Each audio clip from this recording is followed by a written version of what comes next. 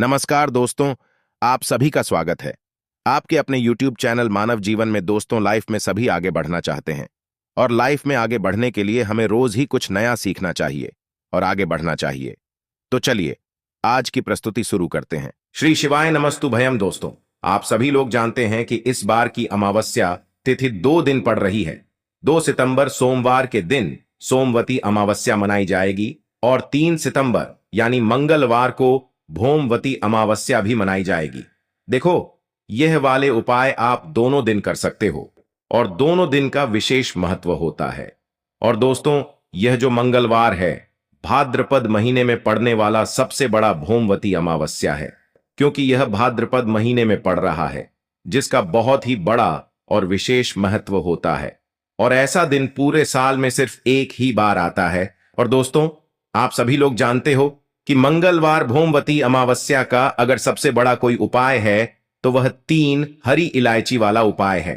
तो दोस्तों, इस भाद्रपद माह के पहले मंगलवार भौमवती अमावस्या के दिन आप लोगों को इस 3 हरी इलायची वाला उपाय को जरूर करना है। बहुत सारे लोग होंगे जिन लोगों ने इस उपाय को न किया हो, मतलब पूरा साल निकल गया और उन्होंने किसी भी दिन इस 3 हरी इलायची वाला उपाय को न किया हो।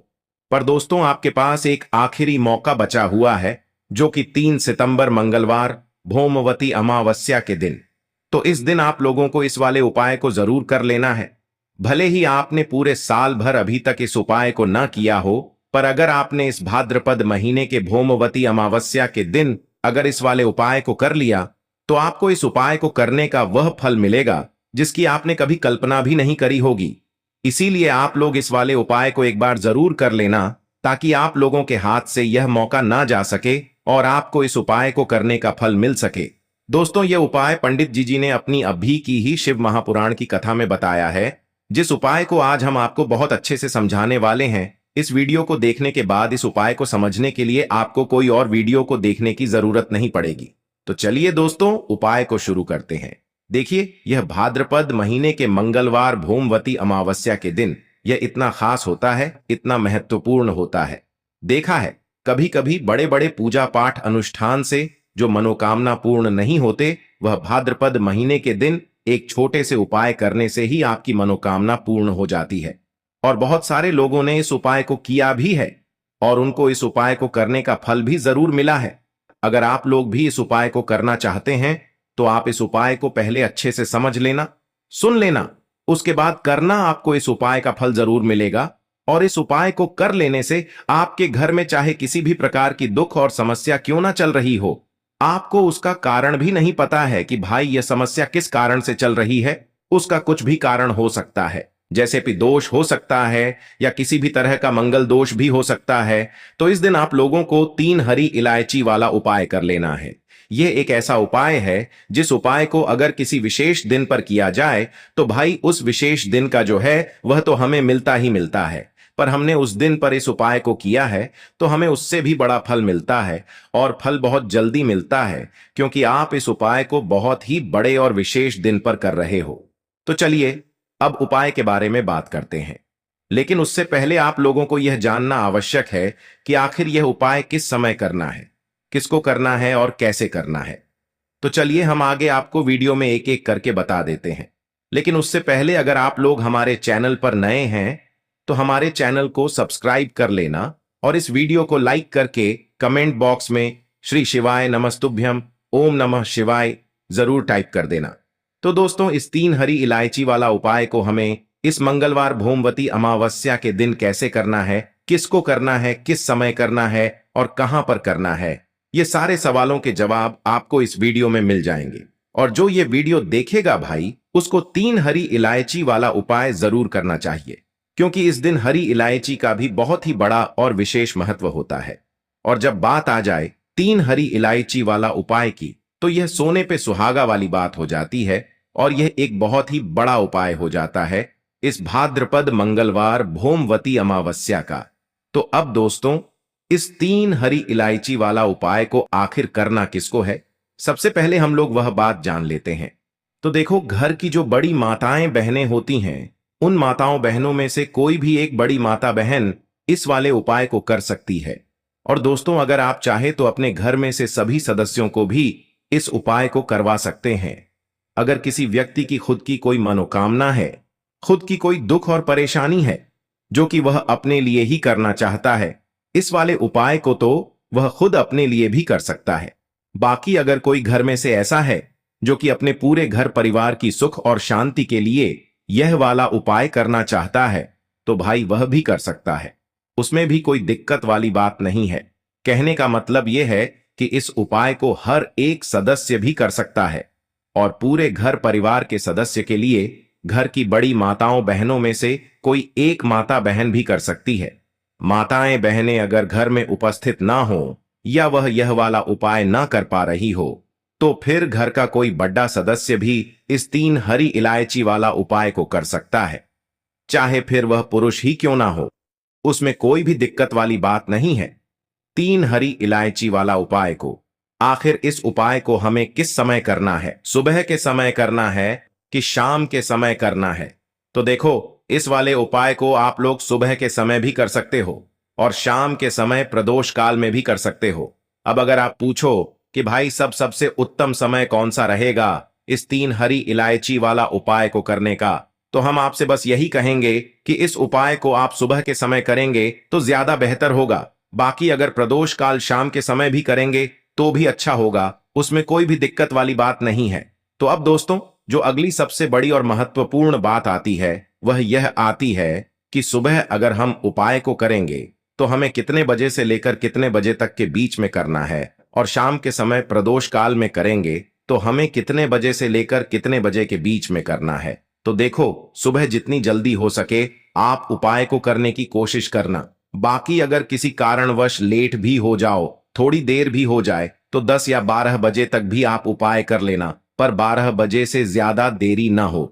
ठीक है, इस बात का ध्यान रखना। उसके बाद में दोस्तों, अगर शाम के समय प्रदोष काल की बात करें, प्रदोष काल का जो समय है होता है वह शाम के 6 बजे से शुरू हो जाता है। मतलब शाम के 6 बजे से लेकर 7 बजे के बीच का जो समय होता है, यह समय प्रदोष काल का समय होता है। पर अभी जो मौसम चल रहा है, इस मौसम में जो है शाम बहुत देरी से होती है, तो आप इस उपाय को 7 या 8 बजे के बीच में भी कर सकते हो। मतलब शाम के 6 बजे से रात 8 बजे के बीच में आप कभी भी इस वाले उपाय को कर सकते हो, उसमें कोई भी दिक्कत वाली बात नहीं है।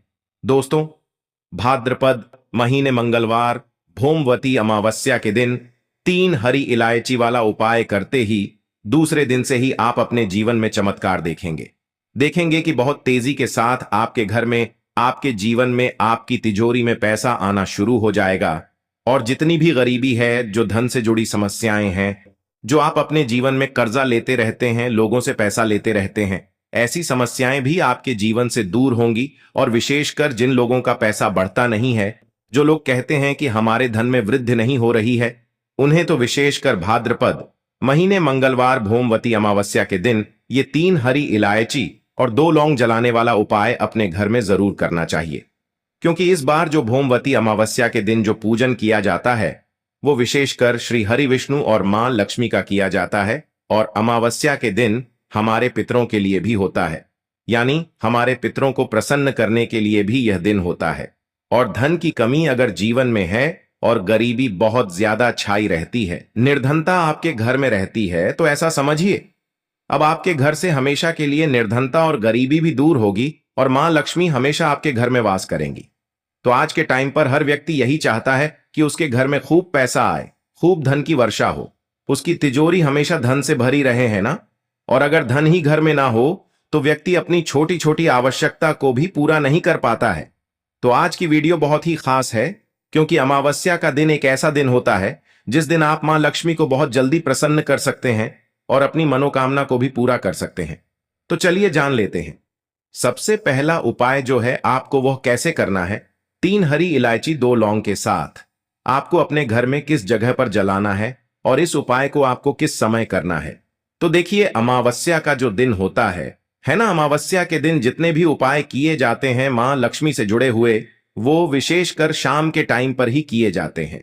तो यह उपाय भी आपको शाम के टाइम पर करना है, ठीक है ना। अपने घर के मंदिर में यह उपाय आपको करना है। आपको कौन कौन सी चीजें लेनी है, तो देखिए, 3 हरी इलायची लेनी है। एक भी इलायची टूटी हुई ना हो, खंडित ना हो, यह चीज आप ध्यान रख लें। 3 हरी इलायची लेंगे और साथ ही साथ 2 फूल वाली लौंग लेनी है। लौंग भी कहीं से कहीं तक टूटी हुई ना हो, खंडित ना हो। साथ ही साथ आपको एक कपूर का टुकड़ा लेना है। अब आप क्या करेंगे, एक मिट्टी का दीपक ले लें या पीतल का कोई बर्तन ले लें। उसके अंदर सबसे पहले 3 हरी इलायची रख लें, ठीक है ना।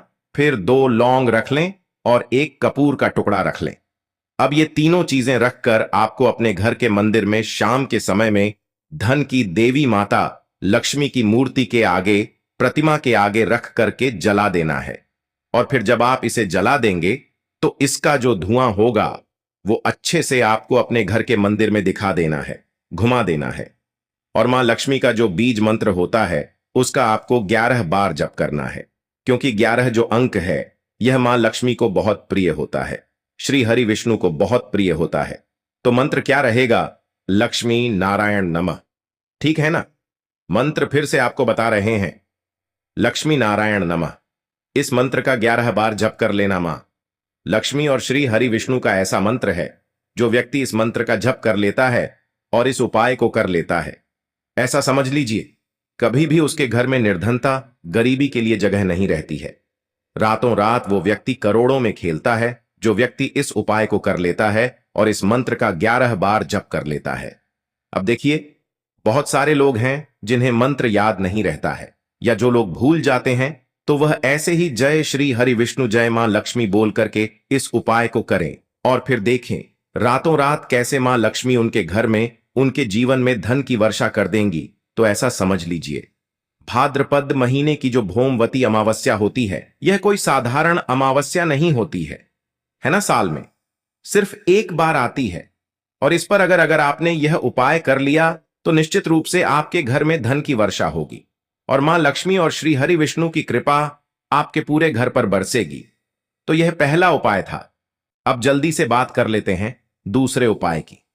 देखिए, अमावस्या की तिथि एक ऐसी तिथि होती है, इस दिन कुछ उपाय करके आप अपने शत्रुओं से भी हमेशा के लिए छुटकारा पा सकते हैं। अब आप सभी यह बात जानते हैं कि जब हमारे कोई गुप्त शत्रु होते हैं, है ना, ऐसे लोग जो नहीं चाहते हैं हम जीवन में आगे बढ़ें, सफलता को प्राप्त करें, पैसा कमाएं, है ना, खूब तरक्की हमें मिले, तो कहीं ना कहीं उनकी जो सोच होती है ना, उसका असर सीधे सीधे हमारे जीवन पर पड़ता है। और उनकी सोच का असर जब किसी व्यक्ति के जीवन पर पड़ता है तो वह व्यक्ति अपने जीवन में सबसे ज्यादा तो पैसों को लेकर परेशान होता है। उसके घर में बीमारियां आने लगती हैं, दुर्घटनाएं होने लगती हैं, है ना। तो हमेशा आपको अपने शत्रुओं से बचकर रहना चाहिए और उपाय करते रहना चाहिए, विशेषकर अमावस्या का दिन, क्योंकि मंगलवार भौमवती अमावस्या का दिन ऐसा है जिस दिन आप अपने शत्रुओं से हमेशा के लिए छुटकारा पा सकते हैं। तो करना क्या है, आपको यहां पर लौंग लेनी है। साथ एक भी लौंग टूटी हुई ना हो, खंडित ना हो, इस चीज का ध्यान रख लें। 7 लौंग लेंगे और साथ ही साथ 2 कपूर के छोटे छोटे से टुकड़े लेंगे। अब ये 7 लौंग, 2 कपूर आपको अपने घर के मंदिर में शाम के समय में जलाना है और अपने पूरे घर में इसका धुआं दिखाना है। 7 लौंग और 2 कपूर का धुआं पूरे घर में, मंदिर में सबसे पहले जलाएंगे। फिर जितने भी कमरे हैं सभी जगह पर आपको जाना है, घूमना है, अच्छे से इस धुएं को फैला देना है।